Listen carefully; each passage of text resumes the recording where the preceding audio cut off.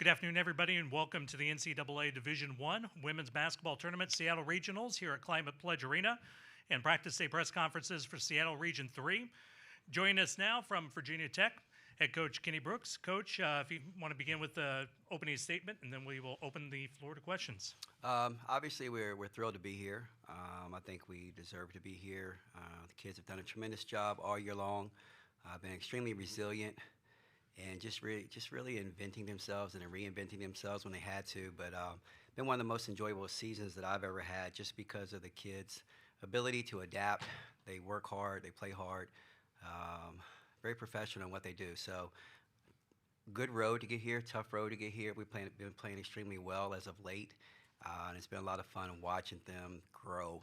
And then hopefully we'll be able to continue it. We know we have an extremely tough opponent in Tennessee, which we are somewhat familiar with after playing them early December.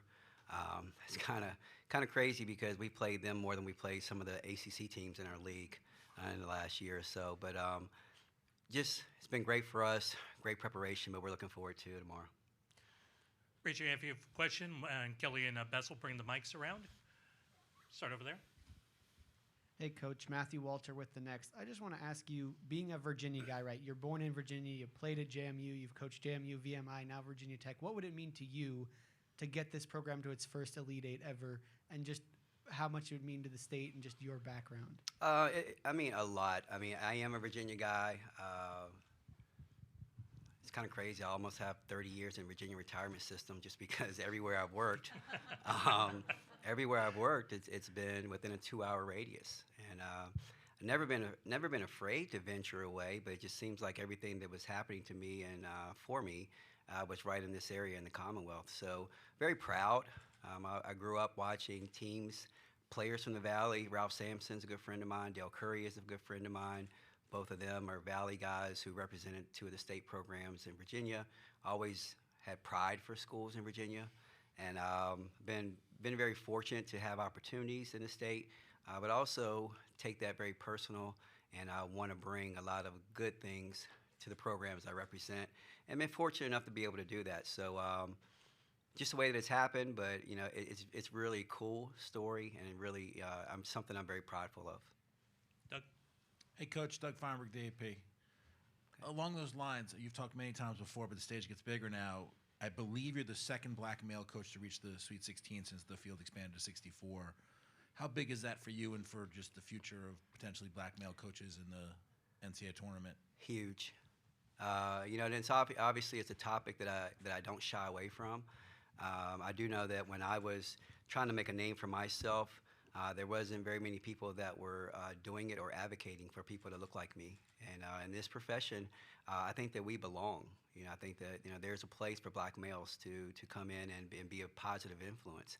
And being the only black male Power 5 head coach, I think that responsibility falls on my shoulders some, and I accept it. A couple years ago, I wouldn't have. I think with all the social injustices that happened a couple years ago, my responsibilities were, to my players to teach them about racism, black kids, white kids. During that time, I really opened myself up. I had to become vulnerable to them to share my experiences and the things that happened to me. And along the way, I figured and I found out that I do have a responsibility for my profession. So many people look up to me and they'll ask me and they'll say, hey, you're doing a great job. Hope you keep continuing to do it because it can open up doors for people like me. And I embrace that. The way we run our program, giving advice, talking about this on this platform that I have. I don't shy away from it because I do think that black males are good for this profession. If Elizabeth Kitley comes up here and Georgia Amoore comes up here and you ask them, am I good for them? They'll say yes. And I equate it to, all families, they have mothers who are tremendous representation, leaders, mentors, but so are the fathers. And that's what I am. I'm more like a father figure to these kids. And they can come to me, they talk to me about anything. And I'm a girl dad, and I've often said I don't know if being a father of 3 daughters has made me a pretty good women's basketball coach, or being a women's basketball coach has made me a pretty good father of 3 daughters. But either way, it goes hand in hand, and essentially you just want good people, good people. So, everything that I am doing, yes, I'm doing it for myself, for my program, for our university, but I'm also doing it for people who look like me because there are a lot of great male black coaches who deserve an opportunity. And if people can look at me and see what I've done, and that inspires them to give another black male an opportunity, then my job is well done. Mark. Mark Berman, the Roanoke Times. Kenny, even though the Sweet 16 stage is new to your players, does it help the fact that the opponent is a familiar one? And as far as the opponent, you won 59-56 in December. What do you kind of want to bottle defensively from that game? And then I think you won even though Liz and Georgia had 5 baskets combined. Where does the offensive improvement have to come from? I think my director of operations went out and he measured the court. It was still 94 feet. The rim was still 10 feet high. It's still a basketball game. I know the stage is set. And I know that there's a lot more hoopla surrounding the game. But the one thing about this group, they're extremely professional. They know how to handle their business, the way that they prepare for any opportunities, and playing on bigger stages. Like you said, we played at Tennessee in a hostile environment, came away with a really good win. A lot of the ACC opponents that we played in front of their crowds, tremendous crowds, prepared us for moments like this. As far as the familiarity with the opponent, like I mentioned before, this will be the 3rd time we played them in the last 14 months. So there is some familiarity. It's not too much familiarity you want to continue to get used to because they're a very talented group. They were top 5 this year preseason for a reason. They have top 5 talent. I don't know who on that team is not a McDonald's All-American. But the fact that we have played against them and we do understand the speed, we do understand the strength, I think that bodes well for us because we don't have to go out there and wonder how fast they are or wonder how strong they are. And as for the actual game that we played them, we were very, very fortunate to come away with a win. As you mentioned before, Liz and Georgia did not play well. But it kind of shows you that we're not a 1 or a 2-person team. Kayana Traylor played exceptionally well that game. Kayla King hit some big shots. Deasia Gregg was good for us. And we didn't play a perfect game, but we won. So we know that they know that we're a good team. So we're not going to sneak up on them and surprise them because we haven't been here before. They know that we're a good basketball team. We know that they're a good basketball team. And everything else is just going to rely on what happens tomorrow. If you're in the Zoom room and you want to ask a question, please use the raise hand feature, and we'll get to you soon. David Cunningham, Tech Sideline. Kenny, for two-parter for you. What stands out to you right now about how good Tennessee is defensively? What's making them really good on that end of the floor? And specifically Rickea Jackson, what makes her such a tough guard for everybody in the country? Well, I mean, if you go back to my press conference after we played them, I know they were going through some struggles, and I said it. They're a tremendous basketball team, and Kelly does a tremendous job with her group, and they are going to figure it out. And fortunate for us, we played them at a time where they hadn't figured it out, but also we were trying to figure ourselves out. We were coming off of a key injury and trying to reinvent ourselves. But that's what happens when you start to build a team. In this day and age with the transfer portal, that toothpaste is out of the tube and you can't put it back in. And we're all going to have to learn how to evolve with the transfer portal. And with that, you don't just plug and play kids just because they transfer and they average 18 points a game and such. You're not going to bring them in and they're going to be right 18 points a game in the beginning. And so we both had to figure ourselves out. They are extremely talented on both ends. Your question, the defensive end, they're long. They're athletic. If you do beat them, they can make up for it with the athleticism that they have and their length. We played them in December, and we were just watching the film, and there were times when they had, maybe their point guard was 5'7", but everybody else was like 6'4". And it causes problems not only when they're guarding you, but when the shot goes up. I think we played them last time, and they out-rebounded us by 15, but we still won the basketball game. We're going to have to do a tremendous job on that end because they are so long. Not only are they long, but they're physical and they're strong. And so we're going to have to make sure we lock in and focus on that end. And then Rickea Jackson, she's a top WNBA prospect whenever she decides to come out for a reason. She's extremely talented. She's a guard and a power forward's body. So she's a tough matchup. She's skilled. She can score in a variety of ways, and she's tough. And she's actually experienced. So she's played in the SEC. If I'm not mistaken, this is her 4th year, and so she's experienced. And that's one of the things that COVID has given everyone, is that you're playing against teams that, 4th and 5th year kids. We're almost like mini WNBA teams with the experience that we have, and so every team's really, really smart, and she's no exception. Lindsay? Lindsay Schnell, USA Today. Kenny, obviously you guys are going to be favored in this because you're the top seed. But Tennessee is one of the programs that really built women's basketball. How big of a win would this be at this stage? And do your kids get that? Like, did they grow up watching Tennessee? Like, probably a lot of people in this room did. We're favored by who?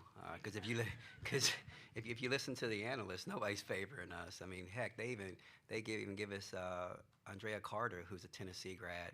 She's doing the game, and Rebecca Lobo is lurking around. She's a UConn grad, so no one's picking us. All right, no one's picking us, and it's fine, and that's fine because our kids read stuff, and I'm very proud of our kids because they are basketball junkies. All right, they do watch. There's not a time that there's a big Monday or games are going on that I don't text our kids and I'm saying, did you watch that? Are you watching this game? And they're like, yes. They'll text me, did you see that move? And I'm like, yes. So I am very proud that they are basketball junkies, but they just became basketball junkies. So they know the history. They do. They know the history of Tennessee, and they understand what it would mean. But I don't think that they walk out there, and especially with us being able to play Tennessee for the last couple of years, they don't walk out there in awe. And that's one of the things that have made them special. And that's one of the things that has taken us to, being one of the upper echelon teams in the ACC, is that we don't walk out there and say, ooh, this is, whoever. They have 7 McDonald's All-Americans. We shouldn't win this game. We've gotten past that. We've gotten past that to the point where we feel like we expect to win. So if we go out and we play well, we win. Now on the flip side, they have been reading a lot, and they're very prideful for our university, and they do know the magnitude of what a win would do for our program. And if you listen to Liz or Georgia or Kayla King, who've been with me since the inception of us trying to turn this program around, I want it so bad for them, but they want it so bad for me. We won an ACC championship, and they're like, I'm so happy for you. And I'm like, what do you mean happy for me? But generally speaking, we're just happy for each other. So they're very aware of what a win of this magnitude would do for our program. Coming to that side. Alexa Philippi with ESPN. Kenny, when you think back about this group, and I know you've talked about how special they've been, how you thought they could be very special, has there been anything, either what they've been able to do basketball-wise on the court, or just how they've stuck together, been great chemistry-wise off the court, that's really surprised you? Anything just from this run, or is this just what you thought they could always do? No, I knew their capabilities. I watch, like Elizabeth, when she watched NC State win, they won, 3 ACC championships in a row. I could see the fire building in her because she's extremely close with Elisa Cunane, and she wanted to get to this point really, really bad. Really, really bad. And so her work ethic, really showed, because she wanted to get to this point and win. And a program like ours, when you continue and you're trying to, knock down the giants and you're trying to get to the top, you're going to have adversity along the way. And the way that these kids handle adversity, and it strengthens them, it doesn't take them down where they're going to go backwards before they can go forward again. That amazes me. The ability for them to stay the course. And regardless of what anybody says, regardless of what happens outside our program, regardless of what happens inside our program, they've kept their focus and understood what the prize was. And I think that's what you're going to have, because no program is perfect. No program is perfect, and how you can handle adversity, I think, is the biggest thing. That's what I've been most proud of. This group and the way they've handled themselves throughout, this whole year. And I still pinch myself. We're 29-4. 29-4, coming through one of the toughest leagues in the country, and we've had our share of adversity, and they've done a tremendous job in just staying together. We're down to our last minute, so this will need to be our last question. Mara with the Seattle Sports Commission. You just came out of practice. What was the energy and what were the feelings of the players being in Climate Pledge Arena? You mentioned many women's WNBA. Mm-hmm. This is where the Seattle Storm play. How are the players feeling coming onto the court for practice? And then more of a on the serious, less feely side of things, what was a takeaway that you had from this morning's practice? Well, they're in the Storm's locker room right now, so being held up, waiting for you guys to come talk to them, they're okay. They're okay. It's pretty nice in there. But you know what? if we had played the game yesterday, or if we had played the game today, I think we would have won because of the way that they're locked in, they're shooting, they're understanding it. But the game is tomorrow. We understand that. But they're taking it all in. And I've had a little thing all year long about stopping and smelling roses. And they went out to Seattle yesterday and went to the market, and they've kind of been doing some stuff. And but they're ready. They're ready. They're understanding it. They're very appreciative of being at this moment. But I don't think the moment is too big for them. They're looking to embrace this moment, embrace being where they are, taking it all in. I think this is something that, regardless of what happens, will fuel us to continue to get back to situations like this. So very proud and very happy with where their mindset is right now. Coach, thank you very much for your time and for your words, and best of luck tomorrow. Thank you, guys. We'll have the Virginia Tech student athletes in momentarily.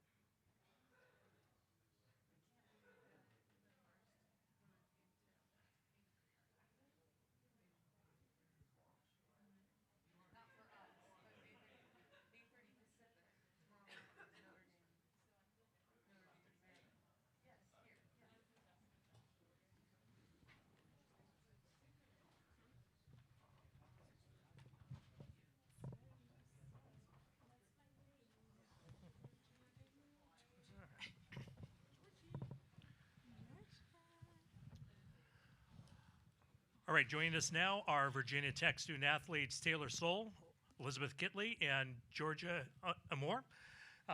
We'll go ahead and we'll open it up for questions. Start right here in front. Mark Berman, the Roanoke Times. For any of you, even though this is your first Sweet 16, because of that, does it help the fact that even though the stage is new to you, that the opponent is a very familiar one that you've beaten in December? And then looking back at that game, I think you guys won even though I think Liz only had 3 baskets, Georgia only had 2 baskets, and I think you only took like 4 shots and made a couple. What is the offensive maybe improvement for each of you have to come this time around?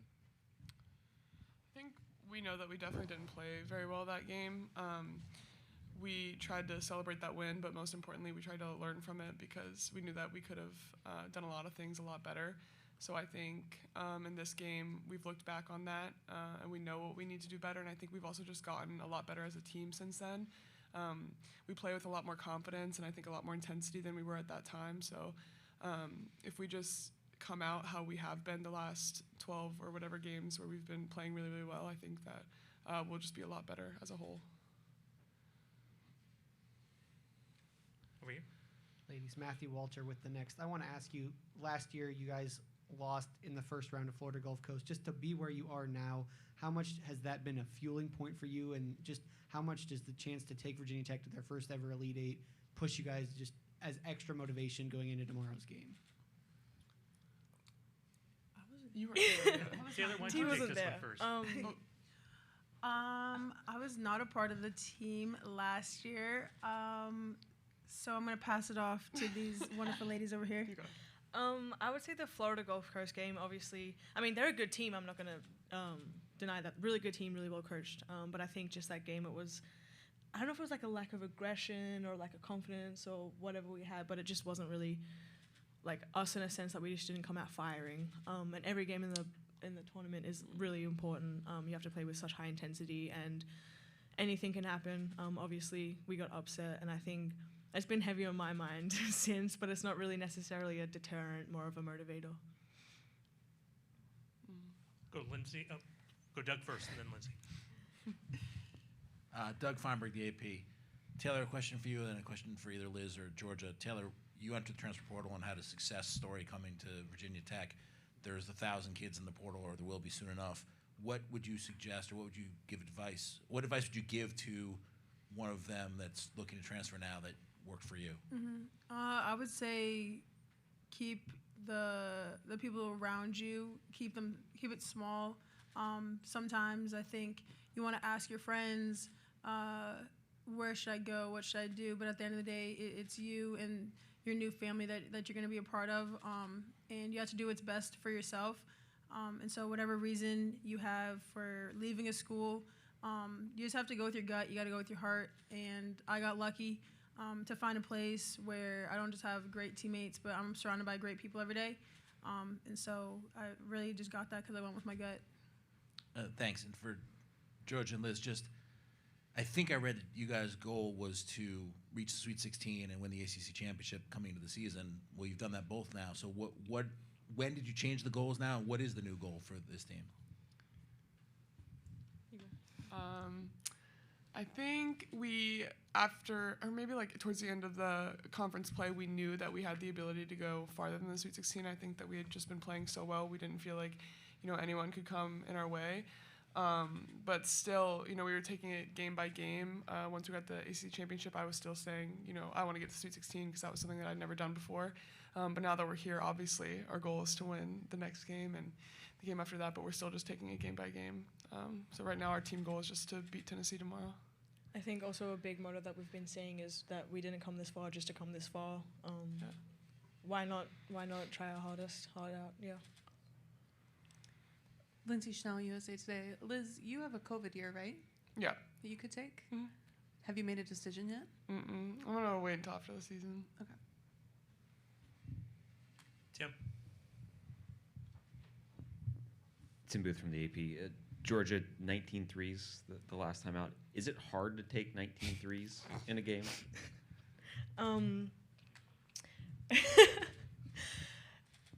Look, I wish I could have made a little more at the rate that I took them. But honestly, the way that South Dakota State was playing defense, it wasn't really a hand up in my face. So I was like, I mean, why not? To be honest, I do not remember taking all 19 of them. So I guess it's probably not that hard to.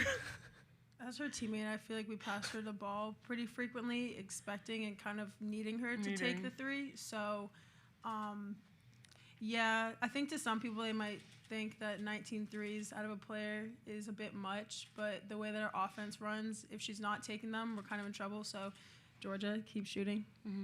Thanks. Go Mara. Mara with the Seattle Sports Commission. You just came from your practice, being out on the stadium, being in Climate Pledge Arena where the Seattle Storm play.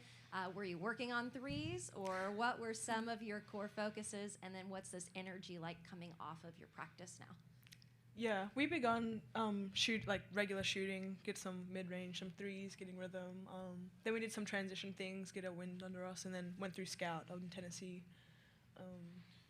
Yeah, we just got a lot of shots up at the start, just trying to get used to the rims and the arena and everything. So, but we did normal stuff that we do in practice. And the energy is through the roof. Yeah, it is. We're feeling good. Yeah. Alexa. Alexa Philippi with ESPN. Any of you could answer this, but Coach kind of made it sound like, he's heard or that you all have heard that maybe you guys aren't favored in this game or people are underestimating you. Is that the sort of thing that motivates you guys, or do you try to just tune out the outside noise? How do you kind of balance that too? I would say we've done a pretty good job at having a balance. Obviously, everyone's always going to have something to say no matter what you do, good or bad. Everyone's going to have an opinion. But I think we've done a good job at using some for motivation and then blocking out unnecessary ones too. Yeah, we definitely see it, but it's like we talk about it amongst ourselves in a motivating manner, and like if anything, it just fuels us. So we're good. Reminder, if you're in the Zoom room, if you want to ask a question, please use the raise your hand function. Mark? For any of you, how are you guys handling the being on the big stage of the Sweet 16 and in this arena for the first time? And does it help the fact that you're playing a team that you just beat in December? What was the first part of that question again? Kind of handling this is the first time you've been on the big stage of the Sweet 16. How is the team handling this? I think everyone's handling it pretty well. Considering the fact this is our first time, I think part of it is trying to sit back, be present in the moment, and kind of soak in how far we've come, individual successes, team successes. I think a lot of people dream to be where we are, and so doing that, but also, again, still being focused, realizing that this is a job and a business trip. And I think, yes, it can be nice that we've played Tennessee earlier in the year, but like Liz and Georgia mentioned earlier, just like them, we're a different team than we were back in December. And so we got to play hard. We can't think, we did this last game, it's going to be similar to this one. Every game's different. And so we just got to prepare tonight, tomorrow, and go out and just play hard. So go back here. Yes, I had a question yet, then we'll come to the follow-ups. Kevin Pelton, ESPN. Obviously, you've played this Tennessee team, but what does Tennessee kind of mean to you, given the history, even if it's maybe before you were necessarily watching basketball? I think Tennessee basketball means success and dominance, but on our end, that's the culture that we're trying to build. We're trying to build dominance. We're trying to build confidence. We're trying to build a program that when people say Virginia Tech, it's not, they're the underdog, or they shouldn't be a 1 seed. It's no, they should be here. They deserve to be here, and you should be scared to play them. Doug Feinberg again, the AP. 2 questions for any of you. What's the buzz like on campus? I mean, the other 3 schools here have been to the Sweet 16 many times before. It's your guys' first time since '99. And the other part is, are you rooting for the other ACC teams? And Miami already won today. Louisville's playing tonight. I mean, is there ACC pride along with Virginia Tech pride? Yeah. I mean, first of all, the buzz on campus is absolutely incredible. So many messages, so many times I've been stopped on the way to class, in class, my professors giving us good luck and all of that. But Miami's a good team. Like, we said that, yesterday? Not yesterday. When they made the Sweet 16, I said they're going to beat Villanova. Yeah. Miami's a dangerous team. We've had to face them 2 times this year, and they're a very hard team to play against. And even Louisville, we played them in the championship game twice. Great team. So obviously rooting for the ACC. Very, very skilled and talented teams. Yeah. Lindsay Chanel, USA Today. Coach said that you guys were hanging out in the Storm locker room, loving it. Thought it was really cool. Wondered if you could tell us what you liked about it, and were you sitting at particular players' lockers, or are you trying to channel particular Storm players, current or former, tonight or tomorrow? I did message Ezzy on Instagram. I said, hey, where's your seat? Because I want to sit in it. So I'm sitting in it. But yeah, it's a really cool, surreal moment. Even walking out onto the court for shoot around and seeing Lauren Jackson's jersey hung up, like that's an incredible moment, especially as an Australian, obviously growing up watching her. It was pretty cool. It's really cool, yeah. They have you wave your hand and the door opens. That's what I knew. It's going to be fun. Put it in your notes. Yeah. Any other questions? Over here. Kevin Pelton, ESPN. Just curious for any of you if you've noticed anything about the basketball that's being used during the tournament, and how it maybe differs from the different ones you use during the regular season. I have not, but a good similarity is that it's women's ball, and I cannot complain about that. It's a brighter orange. It is That's brighter nice. orange. Feels good. Anything else?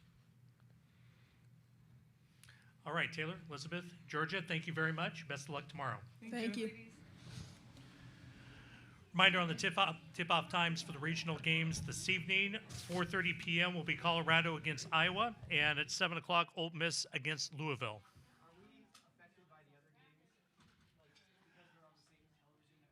I have not been informed of a slide yet.